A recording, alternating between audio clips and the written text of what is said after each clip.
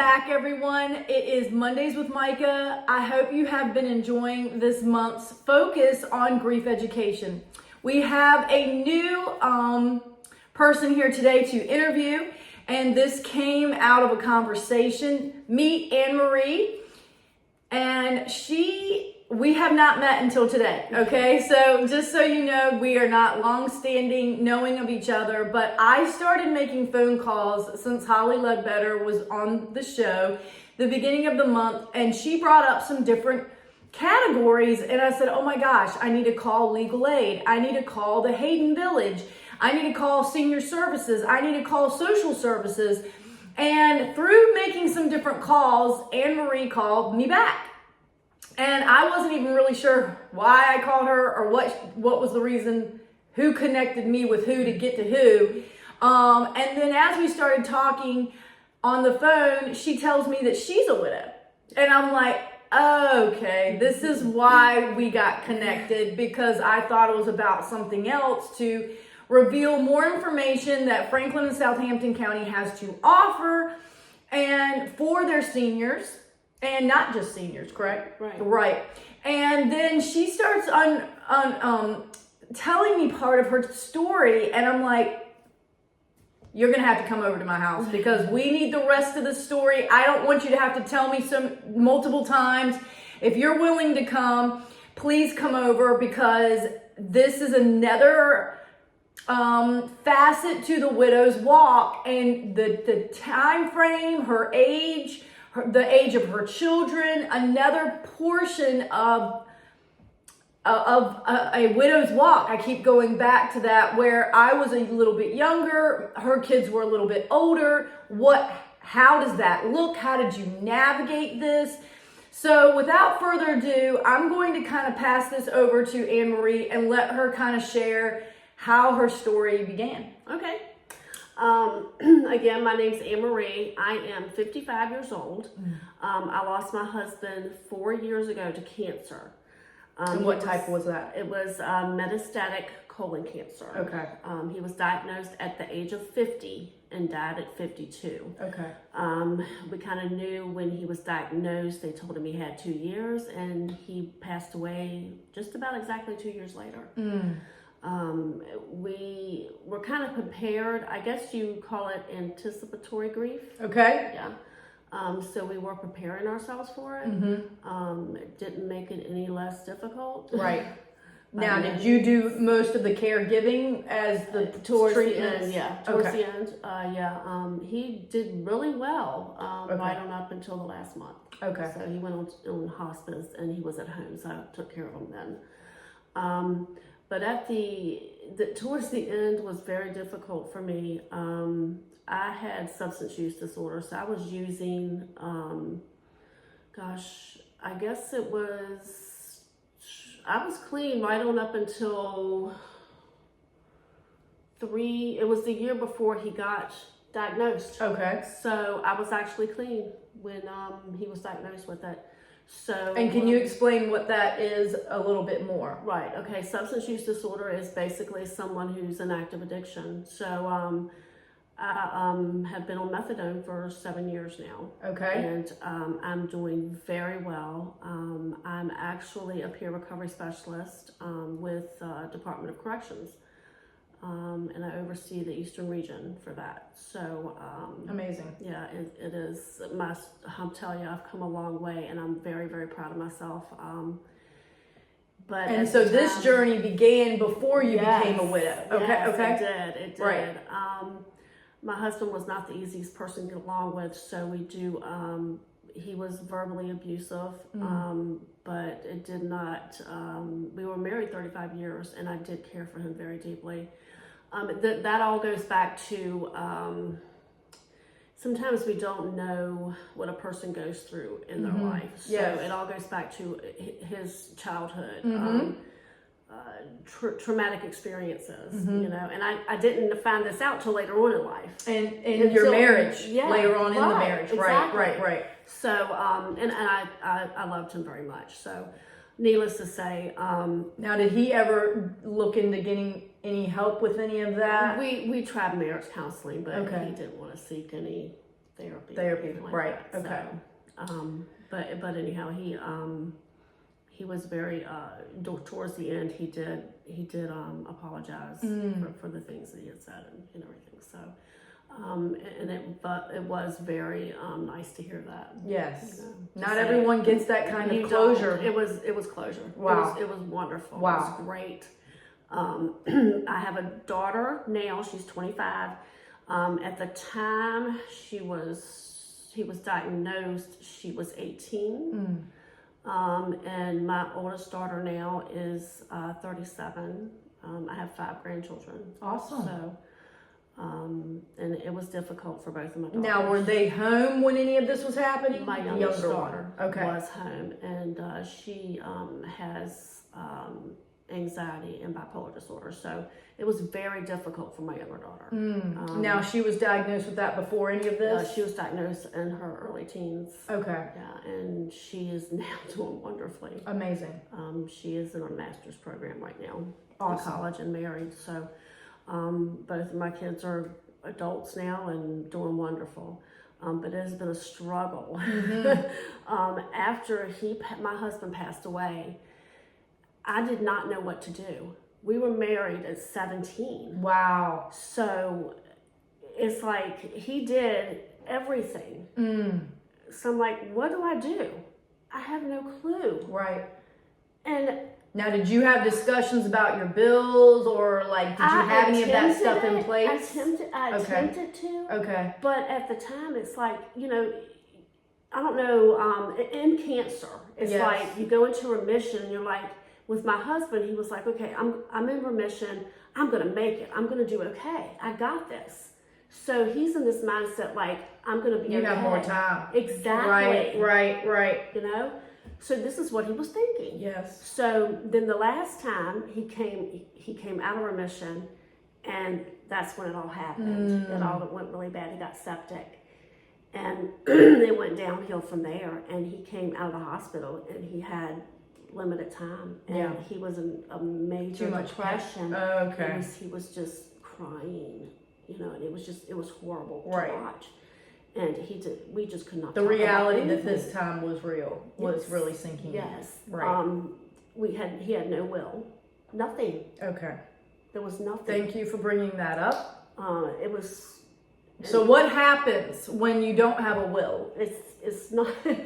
You have to be the estate. What is it? Power of attorney. Yeah. So I had to go down to the city. What is that called? The office. Clerk of court. That's it. The clerk of court's office, and I had to become the attorney. The power of attorney. And you did that before? I did that after. After. Okay. Okay. I did that after.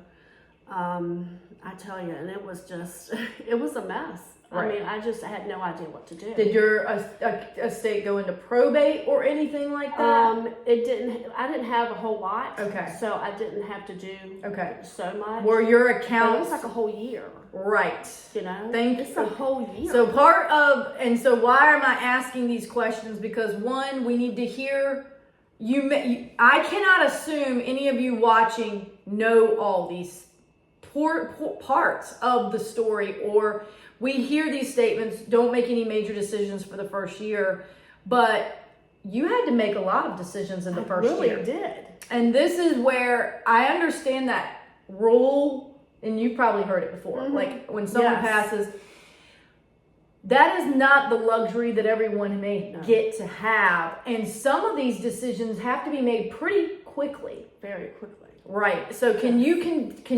unravel that a little bit for what you can remember? Yeah. So we had to go through everything that came through, like any bills, anything like that. Everything had to go through that process. Okay. Everything had to. Even little things, like if I had to sell something, because I was selling things. Okay. Everything had to go through this process. I had to have death certificates for everything. You have to have like at least 10 death certificates. Right, I was going to say 12. I think standard may be to give you 5. Yeah. But ask for more. So for you, those listening, if you know someone and they're in this final phase hospice time, these are a few things that we hope to be able to put into a book one day, to be honest. I know, that would be great. But it is so in depth that you want to simplify something that's not simple. Yes. And so part of listening helps me know, like, oh, this is one of those categories that if you could have just flipped to, you know, the directory and said, where do I start here? And you're like, oh, these are some of the steps. But it takes, I think I'd have to get legal involved, to be honest, because they know some of this part of it. But I would get double what they're typically going to give you. It costs them nothing. The funeral homes, it costs them nothing but a piece of paper to get those printed. I would get more, because if you need more and you have to go back, that's another pain, if you want to call it, having to walk back into those places and then say you needed more. Oh, absolutely. So if that's my encouragement, get double what they're willing to give you. Say, can you give me 10 of those? Yes. And you're saying, okay, awesome. because being that he was in hospice, I planned his cremation ahead of time. Yep. Which somebody told me to do that, and I'm glad I did. Okay, awesome. That was the best thing I could have done. And why was that the best thing? Because it would have been a lot more on me. Yes. To do that. And the way I want to communicate that too is, after the grief, even if you knew it was coming, it's a heavier level of it after. Yeah. And so for you to have to think through these things with the heavy grief, I say make as many decisions you can in a sound mind, when you're level, if you want to call it. Right. Because we think we're level then, but then when we look back, we're like, no, we weren't. Right. Absolutely not. But like I said, with everything, it was like everything comes at you at one time. It seems like it, yes. You know, fast. Really fast. Right. And like I said, even with the bills, I think he had showed me how to do one bill online. Everything else, I just had to learn. Figure it out. Yeah. Right. I figured it out myself. So. And it's difficult. Whether she was happy with that or not, why I'm pausing here is when she said, I figured it out. So we can figure out, women are capable of doing anything. Not all of it may be comfortable to us. We may not feel versed in it. We may not feel strong enough. I mean, you know, I know women who help cut down trees, okay? I don't have any skill set to do that. But if push comes to shove, I will watch enough videos to figure out how to cut down a tree. If we really get in a corner like that, and that's I think that's more typical than not, that there's these points in the road of our life where you thought, are we ever ready? Yeah. Are we ever ready? I would say not completely, but then something happens where your brain is able to take on this information, and you look back, you're like, how did I do that? Yeah, you do. You wonder that. Exactly. And you're like, I never thought I could do that. Exactly. And that is the encouragement. Why these conversations get me excited to hear another, what I like to call widow warriors, another warrior, because you're on the front lines of life. Right. You had to face death and choose to keep going. I had to. And it's not fun. And you don't always have a lot of people cheering you on. No, you don't. You really don't. And can you explain that even? I mean, most people are looking at you like, okay, well, you're a widow. There's lots of widows, you know? And I don't know, what really gets me is that sometimes there's another stigma out there. It's like, sometimes people look at widows like, okay, well, isn't a widow the same as compared to a single woman? I hear that. Okay. I hear that. That's a mindset that they think we're in the same category. Yeah, I hear that. And I'm sorry, I don't look at it that way. Now, there may be, like a single woman, we could say that a single woman chose that. Right. With a widow, we did not choose Right. to become a widow. Right. So, and even in divorce, Mm-hmm. there's some kind of mutual reciprocity there. Right. Where this found us. And it's grief involved. And there's grief involved. Right. And I do believe that in single seasons, there can be some grief, Well, you know. yeah, sure. And in divorce, there's a level of grief. Mm-hmm. But on the Richter scale of stress, Right.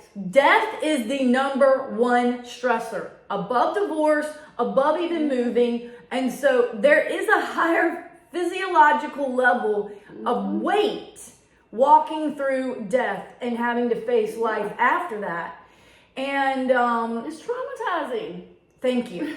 Thank you. I just walked through my father-in-law's funeral, and within a week, I had a huge wave of grief that came, and I would call it a little sorry. PTSD. Mm-hmm.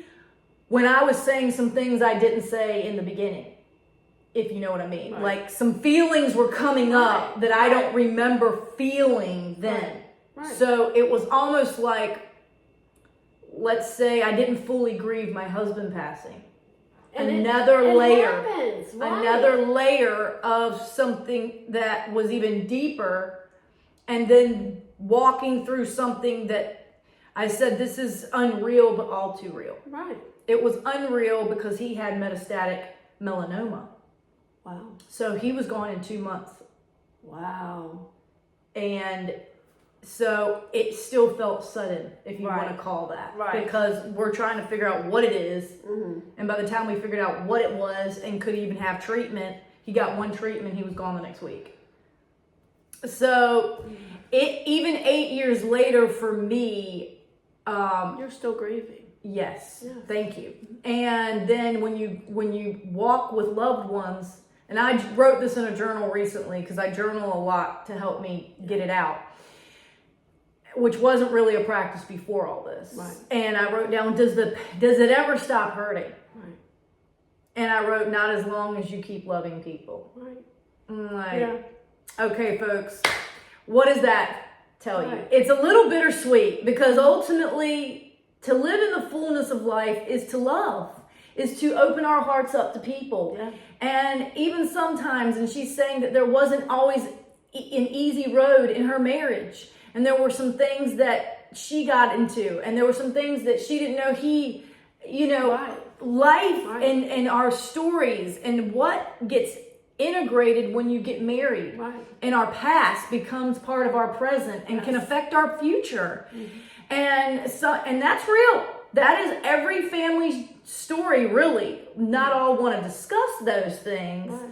But here on the Widow Walk, I really believe in transformation. Yes. And that us having conversations that could be a little taboo of topic. Right.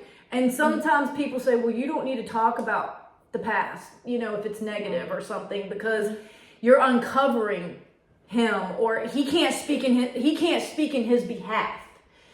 But the only way for us to educate ourselves and to bring awareness to some areas that have been kept silent, I can tell you, and maybe you can share a little bit more. Did staying silent help you? No. I've always tried to be very transparent about everything. I've always tried, especially afterwards, you know. Awesome. I always try to be transparent.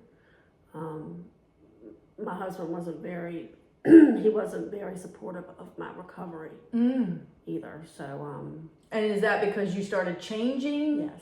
Mm-hmm. Yes. Yeah. So, And the fear of maybe losing you? Yeah, yeah. Isn't that interesting, y'all? Change, instead of change being, even though she would say it was the best thing she ever did for herself. yes. I became the best version of me. And that is a worthy cause for her to choose herself. That's the level, the highest level of self-care. Yes, Is to say, I am worth this.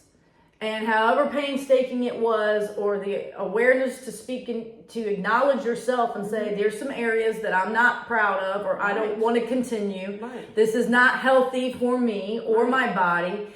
And then to say, the buck stops here. I'm going to do some things to learn how to cope. learn how to live beyond this Right. without these substances potentially, and find joy, right? Absolutely. To find joy. Now, can you speak into any of that? What does joy look like after walking through death? It can be difficult. Right. I mean, like I said, it's traumatizing. Yes. Gosh, it's hard to find for a while. Yeah. I kind of I went right for it, I'll be honest. After a couple months, the way I looked for it, I guess everyone's different. Yeah. I looked for it in work. I mean, You found joy in work. and Okay. family. Work Excellent. And family.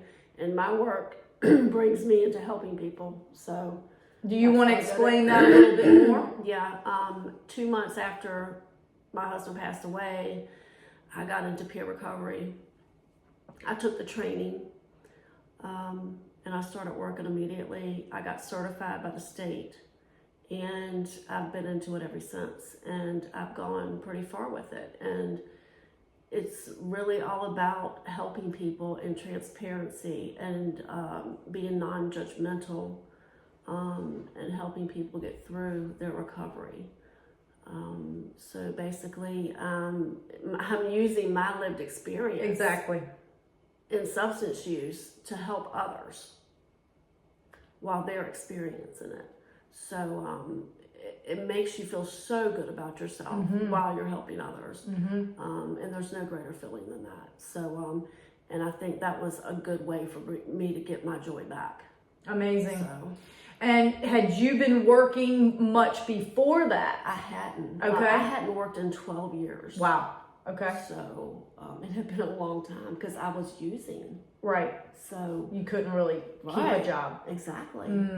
Wow. So when you were saying that women can do it, women can do it. Exactly. I mean, it was 2 months and I was right back in it. Wow. I mean, I didn't think I could do that, you know? And so again, the timing I know, of her making these decisions for herself before the diagnosis with your husband Right.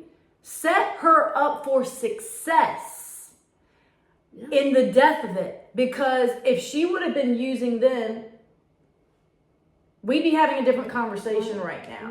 I mean, to me, I felt like it was Divine. Yes. Yes. Oh my God, I was going to say the same thing. Divine. Yeah. Yeah. That's exactly what I was going to say. Faith. Because I found it in God too, because I went back to church. Awesome. I devoted myself to God again. Awesome. So it was all about that. So you recommitted your life Yes. in that process. Yes. And did you feel like once you got through the detox and some of those things that you got some clarity again? I did. Did you feel like you got more energy? I got, all of it came back. All of it came back. Yeah. Wow. I mean, it was just there. Wow. You know? In a way, I felt like I was starting a new life, Yep. you know? Yep. But it was like you said about the grieving, you know, if it starts to get hard sometimes, because life is hard. Yes. It's hard doing this. Yes. It's hard doing this by yourself. Yes. You have to have support. And so thankfully she had made some decisions about rededicating her faith before. Right. And that's support. Okay. We may not always physically see the support. Right, absolutely. But internally, Right. I hope you can agree with me, it fortifies some things. Oh, absolutely. And I believe that the Holy Spirit is there to, the New Testament talks in different translations, but my favorite is the divine encourager. Mm-hmm. He is the divine encourager. And so what I like to tell people is the good thoughts are the God thoughts. I was taking credit for them. I thought I was a good person because I had these good thoughts. Right. And then I'm like, actually, they're not mine. There's the, but I've what done it, that too. So, right? yeah. But see, I didn't think he was speaking to me. Right. It's because it sounds like me. Right. Right. But then through this last 8 years, I say I've been on discovering the Father's heart. And so when I journal, the language sounds different than how I'm talking. Right. So I could decipher this wasn't just me. Mm-hmm. And then it started to connect in my thoughts that way. Right. But it wasn't that clear for me. Right. Even though I'd been saved my whole life, Right. I never use that muscle, if you want to call it. I know exactly what you mean. Exactly. And I was the same way. I was saved my whole life, and it was never real clear to me either. right. So I get it. I absolutely get it. And for me, it took a pin in the hand. I'm not saying there's not other messages. I'm not saying that. But when the going gets tough and you feel like you're alone, Right. and you could call your parents maybe if they're alive, but they don't always have the answers if they haven't walked through it. Right. Absolutely. So you got some good advice. You mentioned about doing the cremation. Was there any other good advice that you got early on? I got some advice here and there from people about like moving out of my house, getting a condo, things here and there. Some of it I took, some of it I didn't. Some of it I wish I had taken. Financial advice I wish I had taken. Okay, now things like that. What would you, what do you mean by that? Like things like investment, like my husband had 401k. I wish I had done more things like that. My daughter was in college when he passed away. Right. So she stayed in college because, like I said, she's in the master's program now, but she's married now. So she's doing that herself now. But when he passed away, You were still I helping was with that. helping her. Right. So I did whatever I could do to make sure that she finished Right. and got her bachelor's. And so some of those, what you may have invested got used to help for her future. And rightfully so. Yeah. But, now looking back, there's less assets that could have set you up. But ultimately, again, But it was worth it. Yes. I mean, Okay. because these are the things moms do for their kids, and typically, we will provide for them before we provide for ourselves sometimes. But again, reason for these videos is to kind of bring up some of these areas so that you can have a conversation. And I'll tell you, and I don't know if you, I've heard it said that people will call and like, just let me know what you need. Right. Okay, when you're walking through grief, do you know what you need? See, not always. Exactly. Really, sometimes you don't know what you need. Exactly. I really didn't know what I was doing Right. at the time. Right. You know? And that brings a level of anxiety. Like you were saying earlier, I wish there was a handbook. format Yes. or something saying, okay, this is what step one, this is Right. what you do. Right. Right. There needed to be Right. I was Googling everything. Did you find what you were looking for? No. Okay, thank you. More clues to something, because what I've said is, there's that book, What to Expect When You're Expecting. Right. That book, Having a Baby. Yeah. And it is in the different stages. Yeah, it is. Now, I kind of read it and didn't agree with anything it said. I didn't feel like that story applied to me.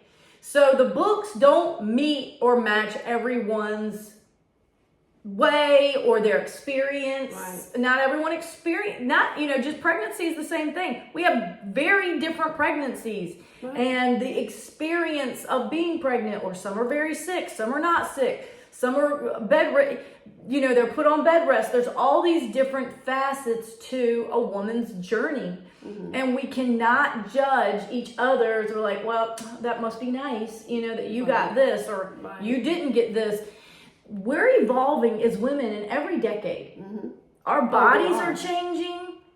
We are. The experiences we're walking through, like you're saying, so how you were in your 50s when your kids were in college? My youngest daughter, my oldest didn't go to college. Okay. So in the 50s is when you had to experience these major transitions. Right. Children moving out of the house. Yeah. Your husband moving out of the house, if you want to call it that, and then you are left to yourself. Yes. Now, did anybody live with you after your Yes. husband passed? Yes. My daughter, she stayed with me for a while after her and her husband got married, and then they moved out and got their own place. And actually, right now, my granddaughter just moved in with me. Okay. So she's there with me now. My oldest granddaughter, she's 19. Okay. So you've had some help, In and out, in yeah. and out help, so you're not Yeah. fully by yourself. Right, and that's nice. Yes. To be able to have that. Yes. It's nice just to not be able to be alone. Be alone, you know. right. Even though you're working. Yeah. And so what does your job, how do you feel like that is something that you could educate the widows and widowers about?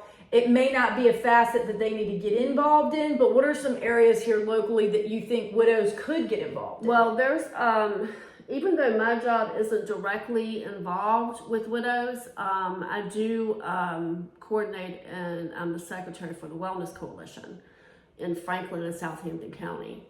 The Wellness Coalition has a lot of organizations that come in. We have the meeting once a month. Actually, there's a meeting coming up this Tuesday. It's from 11 to 12 at the MLK Center in Franklin.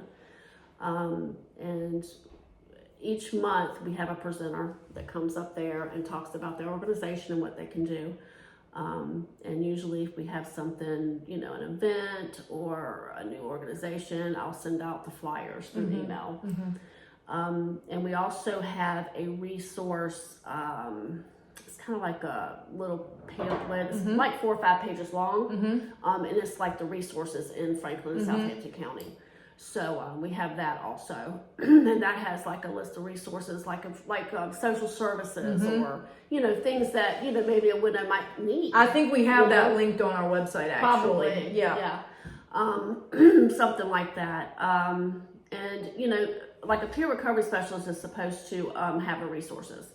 So anything like that, if there's something that anybody needs, they can always reach out to me. If it's something that I don't know, I could find it. Right. You know. Now, what would be your encouragement now looking back?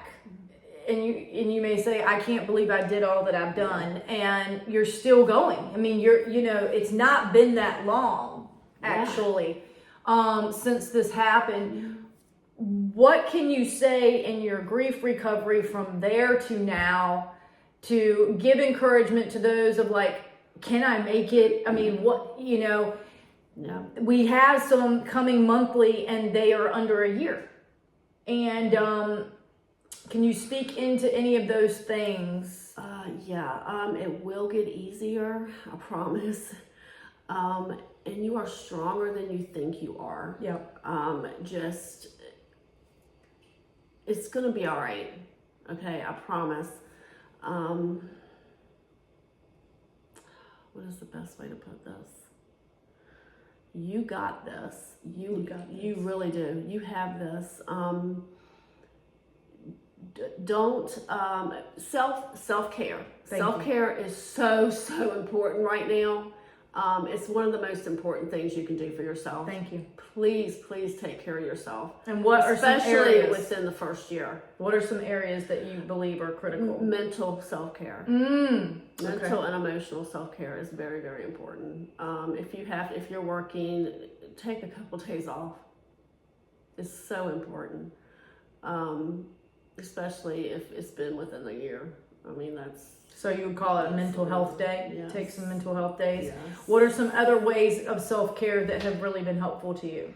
I'm into the journaling also. Okay. I think that's really important. It helps you with self-reflection. Exercise is always a good thing. If you're able to do that, exercise is good. It depends on the person too. If you like to relax, watch movies, read a book, things like that. Whatever you like to do as a person that makes you happy. Yeah, that brings you joy. Yeah, that's what you need to do. And make time for that. Yes, make time for yourself. Even if it feels like you have too many things on that checklist. That checklist can be paced. It's going to be there. Yes, it's going to be there tomorrow. And if you work yourself 20 hours a day or something, then you're getting exhausted. Your body's getting into a level of overdrive. And then you don't think as clearly. Nope. If you're not sleeping and you're not eating normal 3 meals a day or whatever normal was before, I can tell you, did your eating habits change while you were taking care of your husband? Yes, they did. Can we speak into that? Yeah, you definitely need to try to eat, and stay hydrated. Staying hydrated is really, really important. And I know people can say this, and they can say this and say this and say this, and most people are just gonna, you can listen, but just try to do it. Try to do as much as you can. That first year is really tough. I remember that first year, it was tough. Now, I've had some older widows that were married at least as long as you were, that they talked about this mental fog. One said she felt she was in a bubble for 6 months. Yeah, I definitely had that. Definitely had that. And that's what it feels like. It does. It feels like a fog. Like you can't think straight. It's like you're walking in a dream. I mean, I get that. And when you're like that, it is best to kind of maybe take a couple of days off when you get like that. To me, I felt like I kind of did it in stages. Okay. Like I would do it for a couple of days and then it would stop for a little while.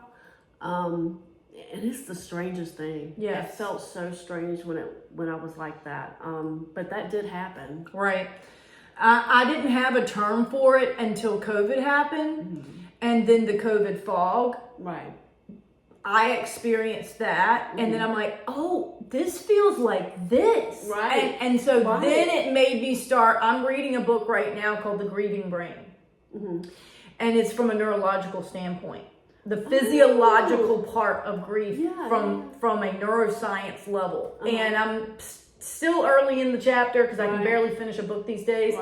But this is the student in me of like wanting to get the language behind this physical thing that happens. And you're like, well, this happened. And I'm like, yeah, but why did it happen? Right. I wanted to learn the whys behind it. And a lot of people don't talk about it either. I mean, unless I ask, I don't typically hear people say, I was in a bubble the first 6 months, but it takes people kind of who went through it too to pull this information out, because the non-widows don't know to ask. It is They don't know. And that's again part of these episodes is to educate you on just how vast and the levels and the layers of this experience. And some may say, well, God, like, this is not good. These stories don't make me feel excited about walking through this. Right. But what I'm here to tell you is it's not if, it's when. Yeah. We are going to walk through deaths and life. The week that my father-in-law passed, my neighbor had her baby on a Tuesday. My father-in-law passed on a Friday, and I was at a baby shower on Sunday. These are the bookends of life. There is something about life and death. I'm like, can there only be so many people in the earth? Because every time someone's pregnant, someone seems like they're dying very closely.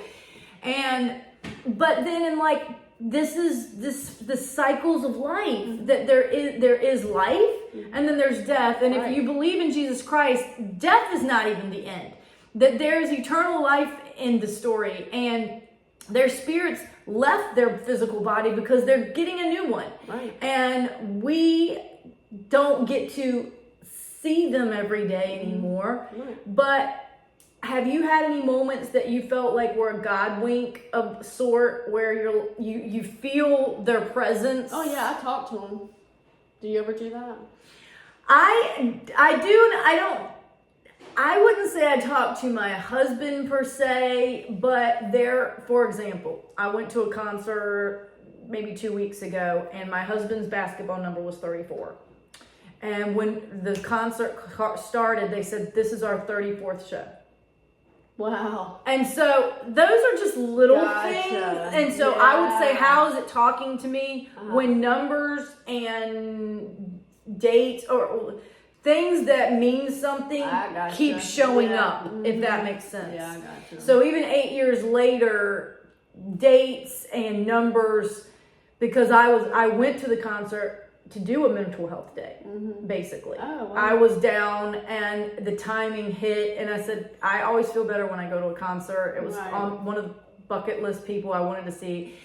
Anyway, and then you get there and they say that. And you're Wow. like, I was supposed to be here. You know, Wow. and it I didn't walk away a new person, I won't say Right. that, but the energy in the room felt positive. Right. You got to just sit and receive, Right. you know. And so have you had any God wink type things like that? No, I can't really. I'm trying to think the only time I've ever had anything like that is if I've seen, like, my husband was a deer hunter and a fisherman. Okay. And where I live at, out in the country, and there's lots of deer in the yard. There's been times where I've seen deer in the yard where I've had something like that, a feeling. Yes. But other than that, I haven't. That's But I good. could think Well, of- again, this is the uniqueness of it. For me, I said the wonder of creation kind of woke up. Right. So things got more vivid, like this shirt felt very green, where for some widows, it got more dim. Right. You know, the color went out a little Right, bit. gotcha. For me, the color got more vivid because it was sudden death. I all of a sudden had this thankfulness to be alive, to breathe. Oh, yeah, absolutely. You know, like the yes. appreciation for breath Oh, yeah. became more real to me. I didn't Yes. take it for granted anymore. So then every day I get out and I'm seeing these birds moving, and I'm like, we get to the gratitude Yeah. kind of really increased. Oh, Have yeah. you had more gratitude? Absolutely. Yes. Lots of gratitude. And how do you think Very that helps you grateful. physically? Grateful. It helps me a lot, especially with mentally. It helps me in my job a lot. Awesome. It really does. To talk to the other people and help that bring that encouragement to Yes, them that it gratitude is part of their recovery, basically. It does a lot.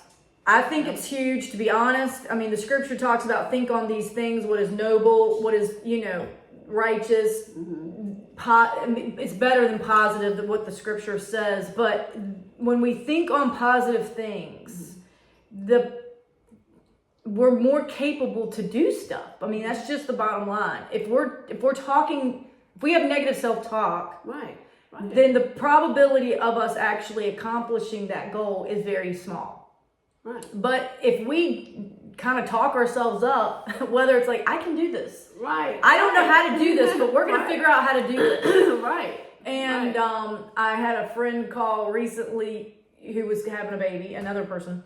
And she said, you know, we're at 8 centimeters. And she sent a text, you know, I need the prayer warriors praying. And I'm like, well, do you want me to call you and tell your body it's time? Like, we can do this. And I think it was about 3 hours later from that point that the baby was here.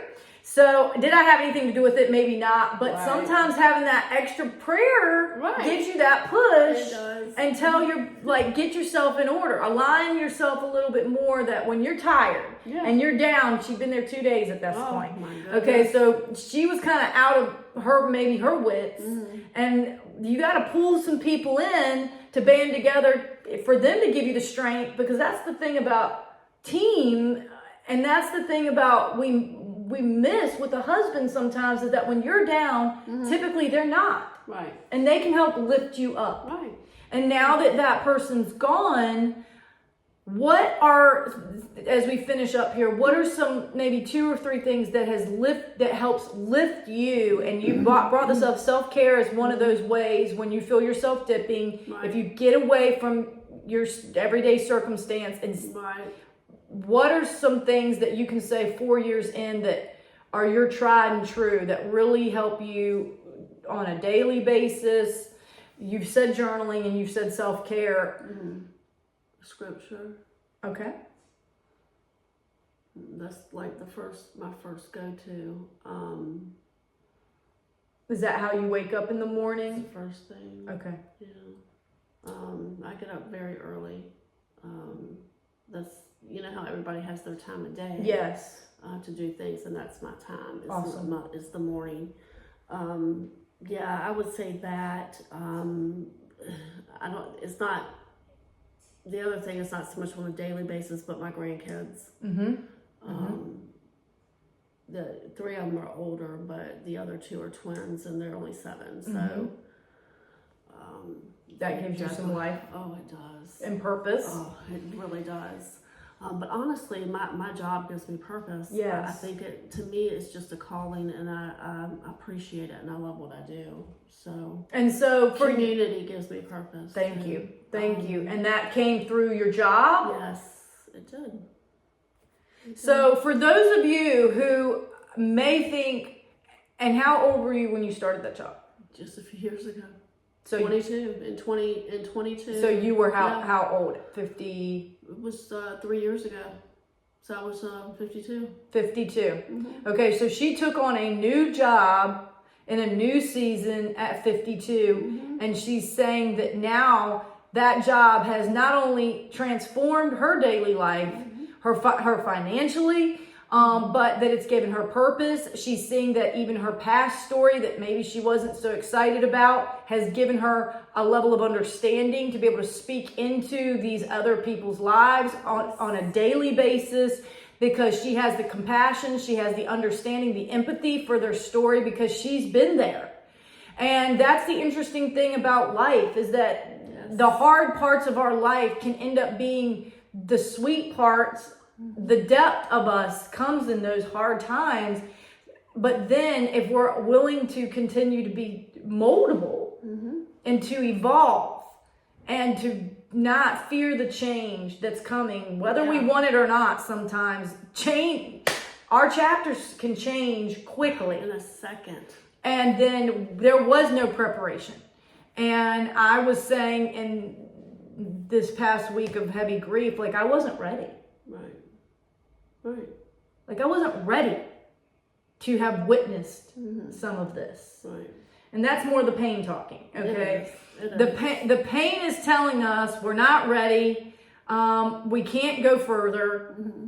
It's more of a sinking feeling. Like it's like life's sucking out of you. You know, there's no reason to keep trying or right. It's it is. You're right. And absolutely is. And so, you know, when she's mentioning the word depression, all of what I'm saying is thinking that leads you into potentially a depression. If you don't catch this stuff early and say, this isn't me, this isn't my normal thinking, you're not in a good place. Get out. Yes. Go do something for yourself. When you do that, something flips. Yeah. And then it recharges you. It you know, whether you need a massage, whether you need to go walk the beach, pedicure, a pedicure, sometimes just a coffee with a friend. These things can help make the weight of life just kind of dissipate. Yes. It doesn't fully change your circumstances, no, of course not. but it does allow you to make it another day. Well, is there any final thoughts you have? I mean, you've hit on a lot of amazing topics. Can you speak into how this has affected your kids and let's see. My youngest daughter, she was really close. They were both really close with my husband. But like I said, she was there when it happened, so it was a little bit more difficult. But she, like I said, she's doing a lot better now, and they're able to talk about it now as to where they weren't before. So that, to me, that's great. Yes. You know, once they get to where they can talk about it, that's a good thing. Right. And I mean, after 4 years, if they could talk about it, that's good. So, I mean, at first it was really hard. That first few years was hard for them. My youngest daughter, like I said, she did have some issues, and you know, she goes to therapy and all, so, but she is doing amazing, and they're doing great now. I'd say they're doing really well. My grandkids, as long as we talk about the person, you know, that's what keeps them alive to them. You know.